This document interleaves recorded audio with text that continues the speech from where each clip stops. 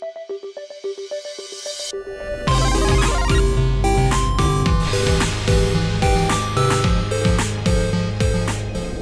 guys, welcome back to another episode of Video Game Memories. Today is all about a little game that you may have heard, you may not have, not very popular. It's called Doom. Yeah, Doom. Originally released in 1993 for the PC by id Software. Probably their second shooting game after Wolfenstein, of course. It was a huge success on the PC. Almost everybody had it installed on their PCs. People had Doom installed on their PCs more than people have Windows installed on their PCs. True story. 1 year later, Doom 2 came out. Doom 2 was just as good, very well received. It added a new weapon, it added a ton of new monsters. It brought a lot more to the table. They're both very amazing games. I've got very fond memories of them as a kid, you see. A child of the 90s, I had one of those old school PCs. Not the tower, but the kind that is horizontal, like that, with the big box monitor and, the big speakers and all of that. And I used to play Doom on it a lot. I was always, away in my room playing with it. I had mates over and we used to play it. It was cutting edge at the time. It was something unique, something brilliant. Over the years, they tried to port it to so many consoles, but it didn't really work as well. It seemed like the PC was the only good way to go about it. They put it on the Sega Saturn. Wasn't a very good port. They put it on the Super Nintendo, which that was very bad. They put it on the Sega Genesis. They put it on all sorts of systems. I think it's literally been on every system you can imagine. Earlier this year, someone managed to get it working on a pregnancy test.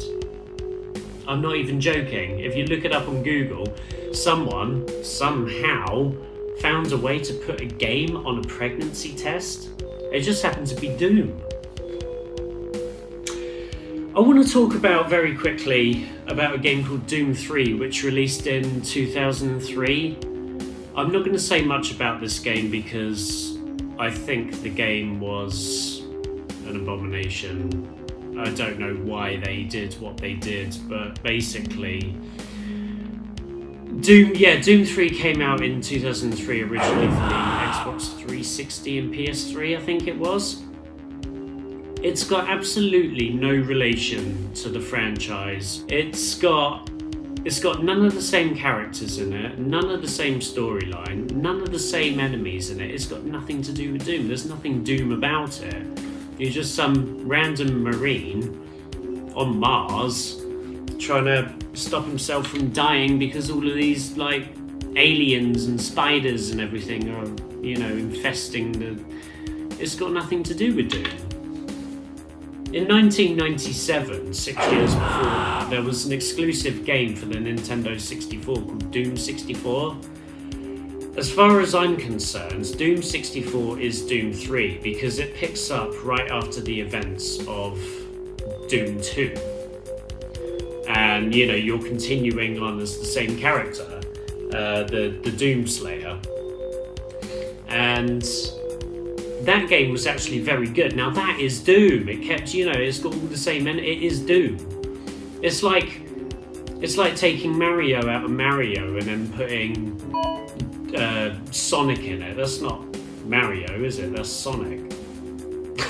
So Doom 64 luckily brought Doom back. In 2016 we got Doom, which I bought pretty much, almost day one. I think I was a week late or something to get Doom 2016, which is essentially Doom 4, because this picks up right after the events of Doom 64, continuing on as the Doom Slayer. And this game was absolutely fantastic, very modern obviously because it's only 4 years old, and it added a new lot of elements into it, like these glory kills you can do. If you get an enemy staggered, you can then just, rip them apart and things like that. And some of them are so funny, they're so cool. Some of them make you laugh. Like there's a Revenant. Is it called a Revenant? I nearly said relevant. The Revenant, basically you chop his legs off and then his little jetpack spins around in circles like that, and he's like, and it's you had to be there. It's funny. Very recently, March 2020, actually only like 7-8 months ago, Doom Eternal got released, which is essentially Doom 5. This one took everything this one did and just made it just that bit better. Just very, very, absolutely fantastic this game is. They've just released a new DLC for this game. The DLC is more levels basically, which take place after the events of the main campaign. There's a lot to say about this franchise. It is one of my favourite franchises ever, as far as I'm concerned. I know I say that in a lot of my VGM episodes, but I'm doing VGM episodes based on some of my favourite franchises and some of my fondest memories playing these games. Like in the 90s, I can still smell the old bedroom that I used to play this game on, on that box PC and all of that.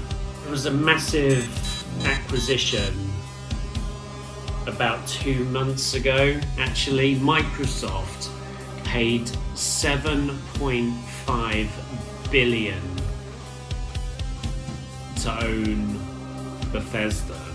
Microsoft owns Bethesda, which means they own the companies under it. One of them is id Software. So the Doom games, even things like the Elder Scrolls and Fallout and all of that now is now Xbox exclusive.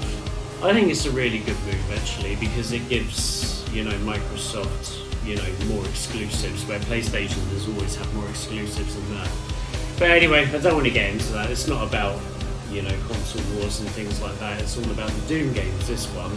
If you're kind of new to the franchise, which I highly doubt, and you want to experience Doom from the beginning, go Doom 1, do all the chapters in it, so Knee Deep in the Dead, what was it, The Shores of Hell, and then Inferno, and then if you're feeling encouraging, you can do Thy Flesh Consumed, because the first Doom was broken up into 4 chapters, and then go straight to Doom 2.